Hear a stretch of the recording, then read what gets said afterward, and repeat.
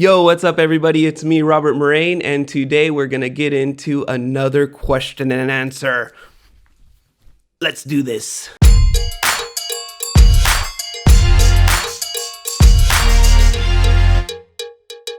So about a week ago, I reached out to all of you guys through all my social media outlets and asked you guys to ask me some questions so I can do another Q&A. There was a great response, even bigger than the first time I asked, so I appreciate all of you guys that submitted your questions. So this week, I only picked 4 people who submitted questions because some of them asked multiple questions. So let's get into the first question. So Say Cheese reached out on IGTV. Been a fan since So You Think You Can Dance. And my question for any future Q&A sessions is, how'd you end up living in France? That is a great question, and attached to my answer is a great story. So I think it all dates back to when I did the IKEA commercial. There was a French director who had nothing to do with the IKEA commercial who was interested in doing a documentary with me and got my number from a friend who knew the director of the IKEA commercial. He called me. We did the documentary. The link to that documentary is down below if you want to check that out. So before he went back to France, he asked if he could be my agent for Europe if he finds me any work. So at the time, I was thinking, sure, I want to go to Europe. Why not? So I said yes, and I put his info in my website. And of course, just a couple of months later, some gigs landed, and he asked me if I wanted to come to Europe to work. At the time, I was already working in Magnifico, which was a circus in Germany, which happened to be my first contract in Europe. But aside from that, the Magnifico show I was in just went bankrupt. And I got sent back home, and that was that, and it was done. So fortunately, some of the artists from Magnifico got picked up by other circuses in Germany who were scouting Magnifico. So one of the circuses in Germany called Flic Flac happened to watch me at Magnifico and got in touch with Lorenzo, who was in my contact on my website, and asked if I wanted to work at their circus. Now, Flic Flac is like a heavy metal circus. There's fire, motorcycles, acrobatics, just like insane stuff. It's like a Mad Max circus. Awesome circus. I'll link it down below. You should definitely check it out. That was really my first contract that was solid, where it didn't go bankrupt in Europe. And I was really fortunate to be part of that show. And I actually kept working in that show for years later. And shortly after that, Crazy Horse Cabaret got in touch with Lorenzo, and they offered me a contract in Taiwan. And at the time, I had no idea what cabaret was. And Lorenzo was being kind of beating around the bush about what cabaret is and didn't want to tell me that there was nudity in the show and that I would be the only man in the show. So once I found that out, I had no idea where I fit into this show at all. And actually, a lot of people still don't understand where I fit in this show at all. So I did the Taiwan contract, and somehow it just clicks. My act just works at Crazy Horse. It's just a really good contrast in the show. So definitely check out Crazy Horse, which is also one of my favorite shows. And it's not just because I'm working at these shows that they're my favorites, but they're really some of the best shows that you can see live ever. So I'm honored to have worked at both of them so early in my career. So I stuck around. I ended up working a lot with Crazy Horse, and I ended up meeting Morgan, who's one of the dancers on tour at Crazy Horse. And we fell in love while we were in tour in Russia, in St. Petersburg, and we've been together for the last 5 years. So these are the reasons I really live in France. Love, work, experience, culture. Next question's from Tony Pham. He writes, awesome video. I have one for you. Who are your top 3 poppers/dancers and why? Example, mine would be Slim Boogie, Jet Li, D-Soul, because they're up to present. They know what looks good in 2018 and adapt it to their style. Awesome question. I have lots of interesting answers for this one, and your top 3 are actually right on point. I'm a big fan of Slim Boogie, always have been ever since I've known Slim Boogie, which has been for years, probably around 10 years. We've battled and we have a long history, me and Slim Boogie. Jet Li is like my brother. I'm not even kidding. Jet Li was in my old crew, Tang Clang.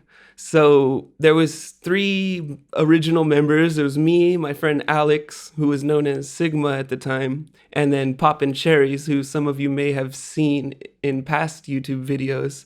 And we wanted Jet Li in our crew so bad because he was the sickest popper around when we were like 15 or 16. Like Jet Li for our generation was like the best popper around, hands down. And he was from the East Coast. I think he's from Jersey. And he had already like been to real popping events and had battled and like took classes and stuff. And we were just like watching YouTube at the time. Or I don't even think we were watching YouTube. There was no YouTube. We were just pulling videos from forums and the internet. So we were begging him for years to be in our crew. And finally, like, all right, years, maybe like 2 years, we were trying to get him in our crew. And finally he broke down and he joined our crew. And we were so happy. And like, we actually like progressed a lot because of Jet Li. He showed us a lot of stuff about popping before we knew anything about popping. So props to Jet Li and respect to Jet Li, because just like you said, he looks really good in 2018. He exploded in the last few years. He was already really good technically, but like he started opening up and started just being more free, and his dancing just looks amazing. And the same thing goes with Slim Boogie. He opened up a lot, and he was really a lot more boogaloo when I first met him. Like you could see, like as time was going on, he started getting more and more experimental, and now has his own completely his own style. To all 3 of these guys, even D-Soul, I'm not as familiar with him. I never really seen him in real life, but from the videos I watch, his technique is amazing. And of course, he studied with my mentors, so he learned in what is, in my opinion, the right way to learn. So, and he looks like it, but I would love to see him in person. And he seems like a really cool spirit and soul, just like Jet Li and Slim Boogie. So props on your choices. And they're probably all 3 in my top 10 poppers right now. So my top 3 poppers at the moment, number 1 would be Green Tech. I think Green Tech is the modern day Mr. Wiggles. And Mr. Wiggles was the embodiment of popping in the 90s. Like he was popping. Everyone wanted to be Mr. Wiggles. And now today in 2018, everyone wants to be Green Tech. I want to be Green Tech. I could never be Green Tech. But like, wow, his popping and his funk and his creativity and his musicality and his technique and his overall attitude and his battle style, like he has it all. He has it all.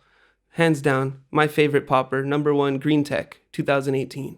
Second favorite popper, John Boogs. John Boogs. He is the artist. He's like the visionary. He's taking the art form and expressing cultural ideas. He's expressing political ideas. He's telling stories.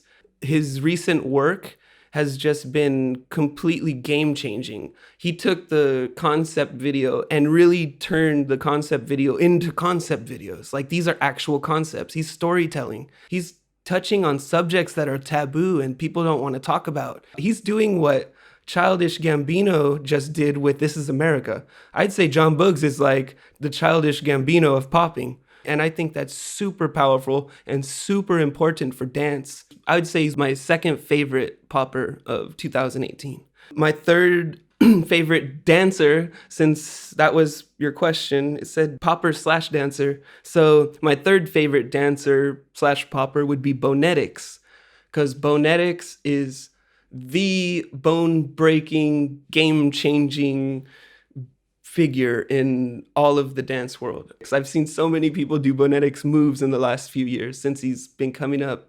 And actually, he's performing now. He's done circus contests. He's doing movies. He's doing all kinds of different things. So like he's staying super busy and taking advantage of all of the exposure he's been getting.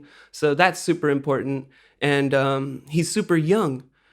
Like he's super young. Once he did Cirque du Monde, like I don't know, at 17, I think he was 17 or 16. He's doing things and he's still young and has like a long physical career ahead of him, I think. A lot of bone breakers and people that do flexible moves really focus on their moves and you don't really see any dance movement. And Bonetics is really starting to dance and get creative and even more experimental with his movement and moving from trick to trick and not just plowing through a bunch of bone breaking moves like a lot of bone breakers do, but he actually takes his time and uses the move while he's in the move to dance, which I think is super important and what makes him, in my opinion, one of the best current bone breakers, if not the best of 2018, in my opinion. And Tony, fam, your top 3 are awesome. They're definitely in my top 10. So next question. Next question's by Jointed Savage. He also wrote in on YouTube, and he asks, what made you want to start dancing? What are your goals as a dancer? Who would you like to collab with that you haven't? And what types of songs do I like to dance to? Okay, so this is 4 questions. These are really good questions. Thanks for submitting, Jointed Savage. So to answer your first question, what made me want to start dancing? If I go all the way back to the beginning, what made me want to start dancing was honestly going to 3rd Street Promenade and watching street performers perform, and like going to Universal City Walk and seeing Flat Top perform, and seeing the B-boys at Venice perform. As a kid, you grow up around all this, and I always thought that was so cool. And so as soon as I could, I ended up dancing in the street like they all did. I probably started doing that around 16 or 17 years old.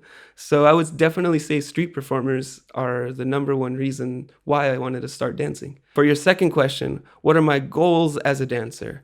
I would say that some of my goals for 2018 would be to battle again competitively, meaning train competitively again. I would like to build my YouTube channel and collab with other dancers. So to answer your third question, who would I like to collab that I haven't with? I would like to collab with everybody that I haven't with. Hit me a DM, hit me up in the comments if you want to collab with me. If you guys want me to collab with anyone specific, hit them up and tell them I want to collab with them, because I do. I want to make as much good art as possible this year. And for your last question, what type of songs do I like to dance to? I like to dance to everything. You just accept more music as you get older. I'm 31 years old now. So compared to when I was 19, I was so close-minded about the music I listened to. It was like dubstep only. That's it. That's all I listened to for like years. And then I got sick of it all of a sudden. And I started learning more about old music, soul music, all the funk music that I was supposed to dance to when I was learning how to pop. I really didn't like dancing to that stuff back then. But now I'm rediscovering it, and it reminds me of my youth. So I love that music now. It's nostalgic to me, and I love dancing to funk now. Yeah, I just love music so much that I could really dance to anything these days. And I do dance to anything. I was playing a song earlier that's like an organ solo, basically, and I was thinking of ways I can bust to this organ solo to where I was expressing what I thought that sound looked like in popping. So you never know what you can pull out of dancing to a song that is out of context. Next question. So the next question I pulled from my Instagram stories with that new feature they have called questions. I don't even know who asked this. All I have is the result here. So I'm going to just ask the question and answer it. What is the best place you ever performed? And that's a really easy question to answer, because there's only one real best place to ever perform that anybody in Europe is striving to perform at, that I had the pleasure and honor to perform at. And that is the International Circus Festival of Monte Carlo in Monaco. And that is the most prestigious circus event you could ever perform at or ever be a part of or ever compete in. Like, Monte Carlo really puts you on the map in the world of live shows in Europe. It's an internationally broadcasted show, so almost every country in the whole world watches Monte Carlo every year on TV Monde 5, which is the international French channel. So Monte Carlo really launched me into this international circus market. And since then, I've been offered so many different contracts and circuses all around the world. Yeah, I have a lot of respect and thanks and gratitude for this circus festival for selecting me to compete. Thank you. And that was the last question. So I hope you guys enjoyed this Q&A. I know some of the answers I had were a little convoluted and long, but some of the questions you guys ask are good questions, and there's not just a one-word answer. So there you have it. For future Q&As, if you guys want to ask anything technical or dance in general, or if questions about career options or professions in dance, I may be the guy to ask. I might have some answers for you. So definitely ask your questions in the comments. Please subscribe. Please hit the bell next to the subscribe button. And until next time, peace.